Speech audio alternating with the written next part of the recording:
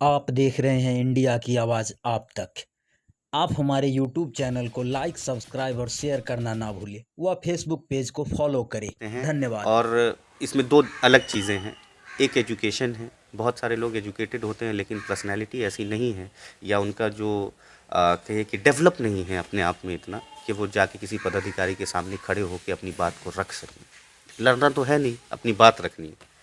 कुछ लोग ऐसे होते हैं कि पढ़े लिखे नहीं होते हैं, फिर भी उनके अंदर ये काबिलियत है कि वो किसी 10 आदमी, 20 आदमी, 100 आदमी, 200, 500 आदमी को एड्रेस कर सकते हैं, उनको अपनी बात समझा सकते हैं, उनकी बात को समझ सकते हैं, उनकी बात को आगे किसी पदाधिकारी तक पहुंचा सकते हैं, वहाँ पे अपना सवाल रख सकते हैं। तो ऐसा नहीं है कि एक पढ़ा लिखा ही व्यक्ति कर सकता है, या एक जो कम पढ़ा लिखा है वो नहीं कर सकता है। लेकिन आपको चुनना होगा, आपके पास ऑप्शन है। सबसे बेहतरीन जो आपने कहा कि लोकतंत्र का त्यौहार है, ये पर्व है, महापर्व कहा जाता है इलेक्शन को, वो यही है। जितने ज़्यादा कैंडिडेट खड़े होंगे उतने ज़्यादा ऑप्शंस होंगे लोगों के पास। कपड़े की दुकान में आप जाते हैं, अगर आपको एक शर्ट दिखाए और कहे कि ये शर्ट कैसा है, ले लीजिए, तो आपका मन नहीं भरेगा। अगर वो आपको 20 शर्ट खोल के दिखाएगा तो जाहिर है कि 20 में से कोई एक तो आपको पसंद आएगा। तो ये इसी तरीके से इस इलेक्शन का पैटर्न है, और इसी तरीके से चुनाव होना एक जो मेजर मुद्दा होना चाहिए और होता भी है, उसको आप कह सकते हैं पुराना मुद्दा भी है, शिक्षा के ऊपर बात करने की। तो शिक्षा तो खैर सबसे इम्पॉर्टेंट चीज़ है। अगर शिक्षा आप दे देंगे लोगों को समाज में, तो बाकी की चीज़ों के लिए वो खुद अपना हक मांग लेंगे, या उनको पता होगा कि उनको हक किस तरीके से उनका मिल जाएगा। तो खैर एक ये तो सबसे मेजर पॉइंट है कि शिक्षा के ऊपर ध्यान देने की ज़रूरत है, और इंशाल्लाह हम देंगे भी। हमारा सबसे पहला विज़न जो है वो यही है। दूसरा है एक सिविलाइज्ड जो समाज होता है उसमें साफ़ सफाई, मेंटेनेंस, चीज़ों को लेके डेवलपमेंट, ये सब चीज़ बहुत ज़रूरी है। जैसे कि पहले हमारा ये नगर परिषद में नहीं था और ग्रामीण क्षेत्र में था, तो काफ़ी हद तक तो डेवलपमेंट हुआ है, इसमें कोई दो राय नहीं है। लेकिन डेवलपमेंट एक सिनेरियो में, एक सीरीज़ में होना चाहिए। वो आपके अपने क्या विज़न है? समाज में ऐसी क्या कमियां आपको नज़र आई है जो आपको ऐसा लगा कि इससे पहले किसी ने नहीं किया जो आप कीजिएगा? देखिए, अभी काफ़ी वक्त से आपको भी पता है कि यहाँ गांव में रहना स्टार्ट किया हमने, और यहाँ पे चीज़ों को, परेशानी को समझने की कोशिश करी। और इलेक्शन तो खैर बाद में डिसाइड किया कि लड़ने की ज़रूरत है। उससे पहले भी जहाँ तक हो सकता था खुद से, सेल्फ़ फंडिंग से जितनी भी मदद हो सकती थी लोगों की, जो ज़रूरत थी, जो लगा कि ज़रूरी है, वो हमने काम किया इससे पहले। फ़िलहाल में अभी एक्चुअली एक जो मेजर मुद्दा होना चाहिए और होता भी है, उसको आप कह सकते हैं पुराना मुद्दा भी है, शिक्षा के ऊपर बात करने की। तो शिक्षा तो खैर सबसे इम्पॉर्टेंट चीज़ है। अगर शिक्षा आप दे देंगे लोगों को समाज में, तो बाकी की चीज़ों के लिए वो खुद अपना हक मांग लेंगे, या उनको पता होगा कि उनको हक किस तरीके से उनका मिल जाएगा।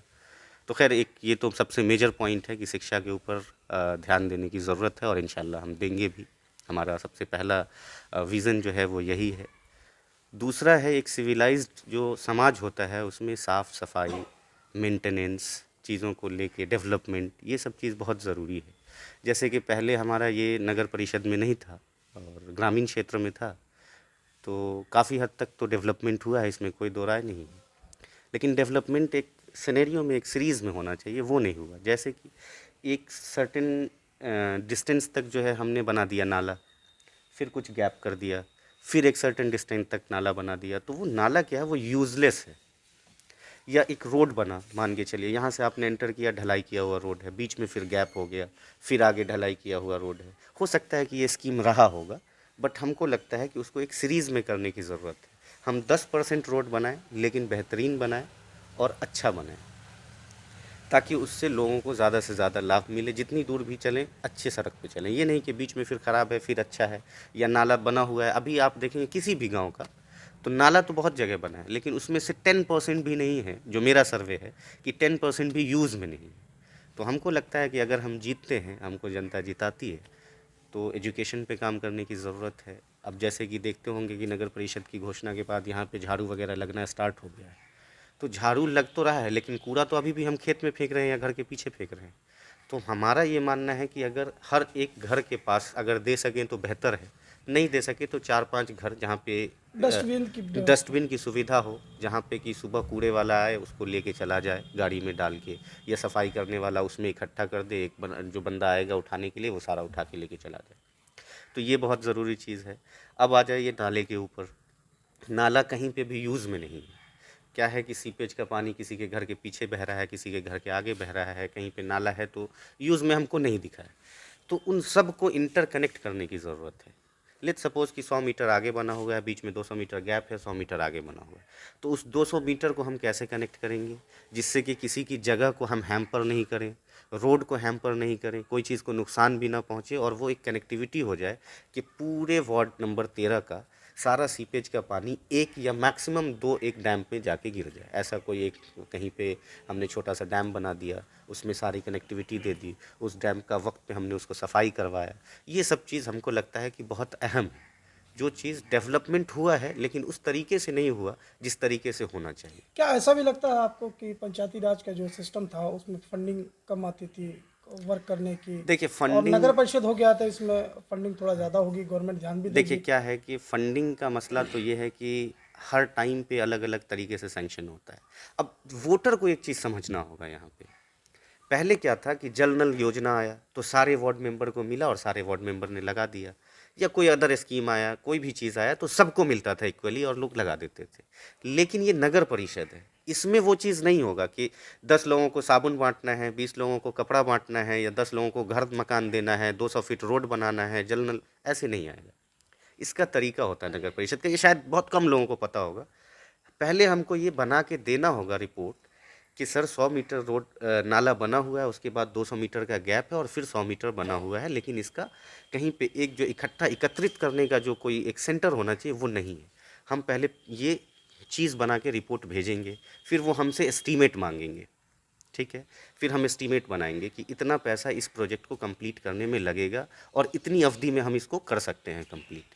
फिर वहाँ से फंड का एलोकेट किया जाएगा और उसके बाद अलॉटमेंट के बाद हम उस काम को करेंगे।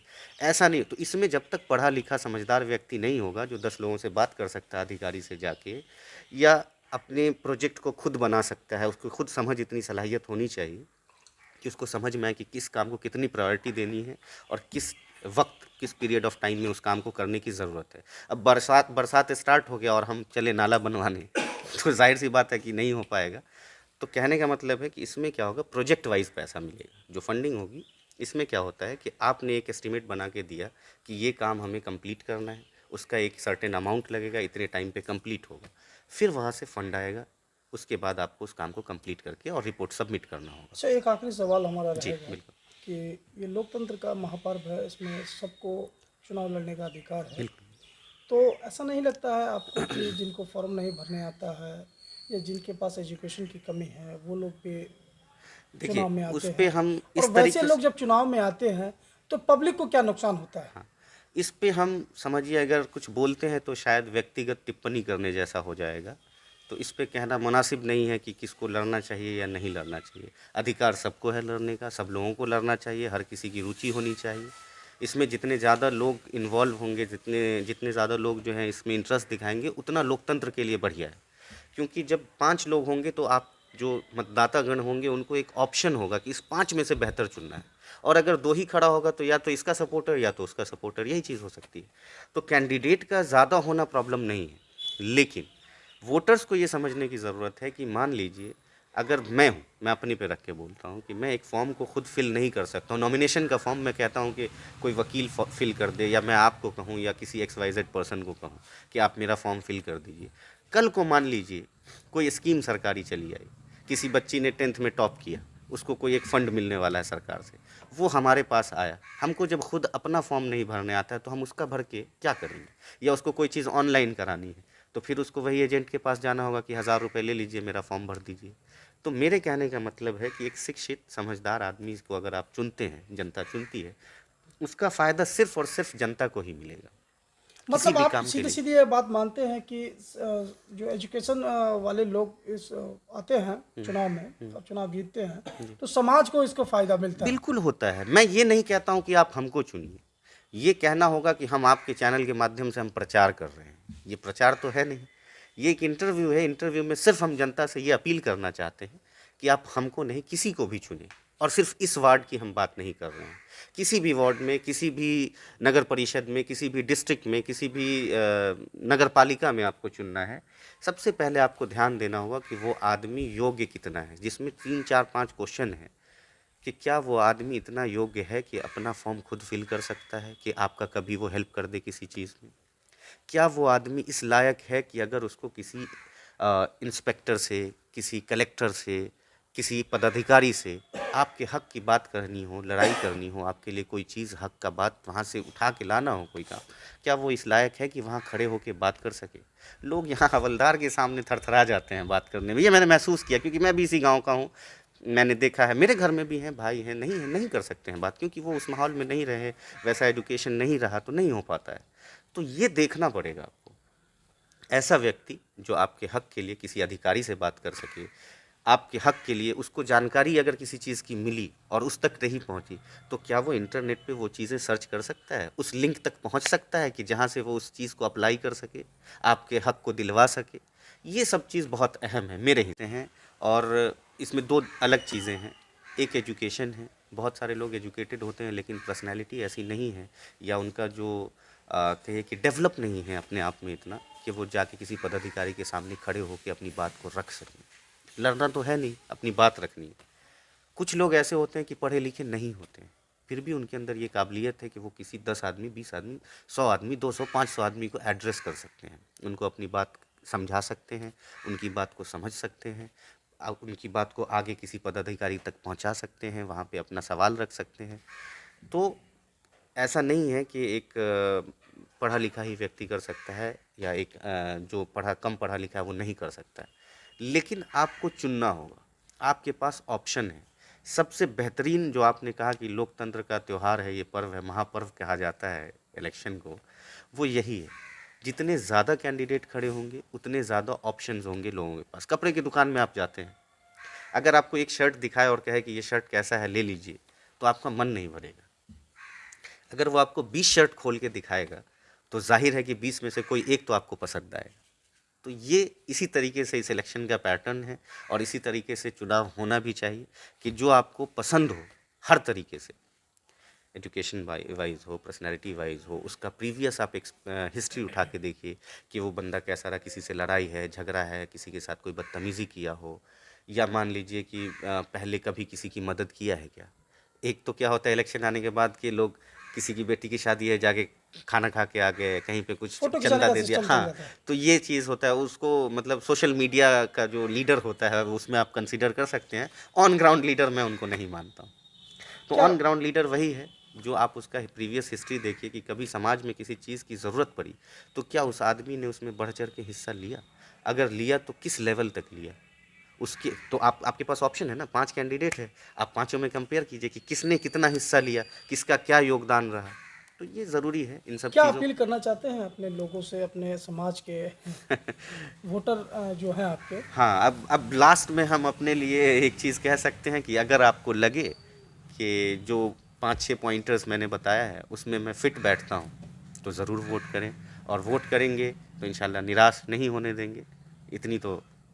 इतना वादा तो कर ही सकते हैं। और चांद लाएंगे, तारा लाएंगे, ये करेंगे, वो करेंगे, ऐसा कुछ फॉल्स वादा हम नहीं करना चाहते हैं।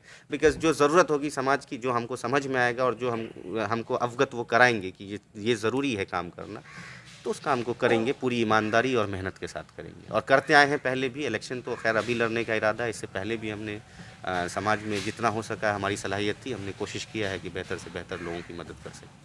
चलिए, बहुत बहुत शुक्रिया आदिल भाई, आपसे बात आपका भी करके। बहुत बहुत शुक्रिया सर।